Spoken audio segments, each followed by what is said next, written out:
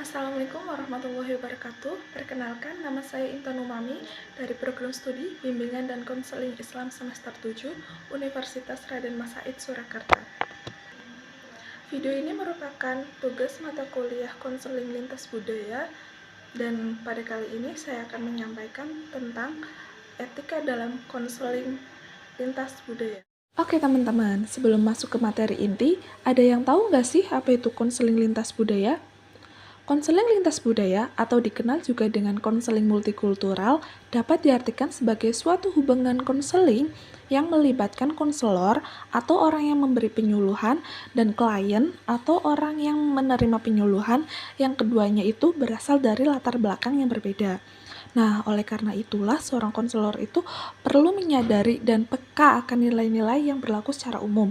Disinilah pentingnya nilai etika dalam konseling lintas budaya. Nah, yang menarik dalam konseling lintas budaya ini adalah pada proses konselingnya dilakukan sesuai perspektif budaya antara konseli dan konselor. Selain itu, seorang konselor multikultural harus memiliki sikap, pengetahuan, dan keterampilan yang mudah diterima oleh berbagai kalangan masyarakat. Proses konselingnya pun menekankan pentingnya keunikan dari masing-masing individu itu sendiri. Dan yang terpenting adalah dilarang mendiskriminasi latar belakang suatu suku, ras, budaya, dan agama yang dianut oleh konselingnya. Jadi, komunikasi yang tepat menjadi kunci utama dalam tercapainya tujuan proses konseling. Selain itu, komunikasi yang tepat atau beretika bertujuan untuk mengurangi kesalahpahaman atau ketidakpastian seseorang yang bisa menimbulkan suatu konflik lintas budaya. Nah, jika seorang konselor tidak memperhatikan pentingnya suatu etika dalam komunikasi, rawan terjadi beberapa kesalahpahaman seperti yang pertama itu perbedaan bahasa. Contohnya kata pasar. Masyarakat di Jawa mengartikan pasar sebagai tempat untuk melakukan transaksi jual beli. Sementara di Medan, pasar memiliki arti jalan raya. Nah, jika kata pasar memiliki arti jalan raya, masyarakat Medan menyebut pasar tradisional dengan kata pajak.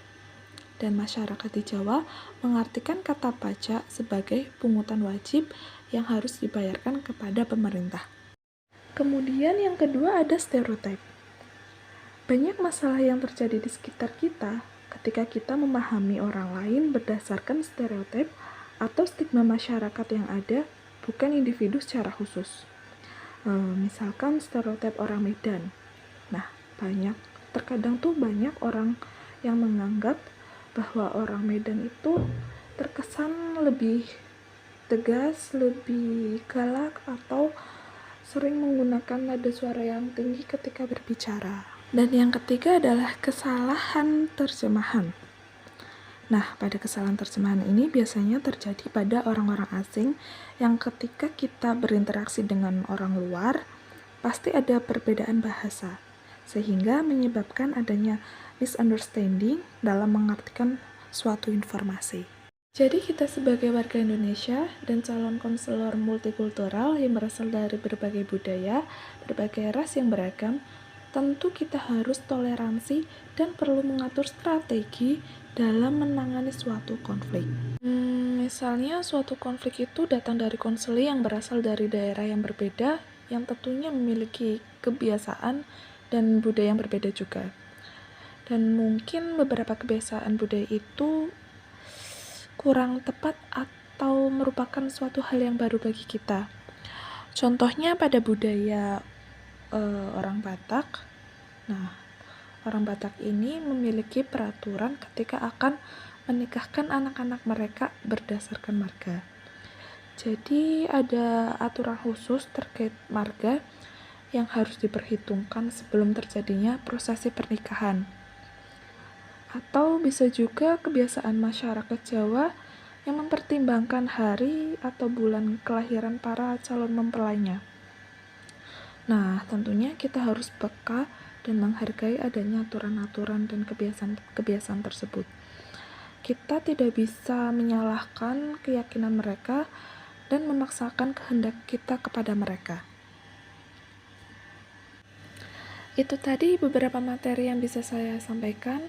Semoga bisa bermanfaat bagi teman-teman, dan mohon maaf apabila terjadi beberapa kesalahan. Wabillahi taufiq wal hidayah. Wassalamualaikum warahmatullahi wabarakatuh.